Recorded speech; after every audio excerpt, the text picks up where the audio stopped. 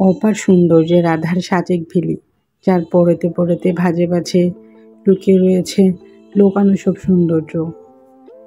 আর আজকে আপনাদেরকে এই ভিডিওতে দেখাবো সাজেকের আঁকাবাঁকা মেঠো পথ, যার চারপাশে আছে পাহাড়ের হাতছানি, ভেসে বেড়াচ্ছে মেঘের ভেলা।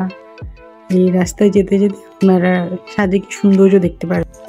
সাজেক ভ্যালি রাঙামাটি জেলার সর্ব উত্তরের মিজোরাম সীমান্তে অবস্থিত।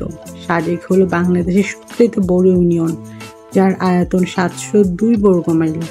এর উত্তরে ভারতের ত্রিপুরা, দক্ষিণে রাঙামাটির লংগদু, পূর্বে ভারতের মিজোরাম, পশ্চিমে খাগড়াছড়ির দীঘিনালা।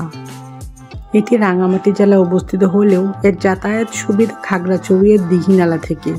খাগড়াছড়ি জেলা সদর থেকে সাজেকের দূরত্ব 70 কিলোমিটার এবং দীঘিনালা থেকে 49 কিলোমিটার, বাঘাইঘাট থেকে 34 কিলোমিটার।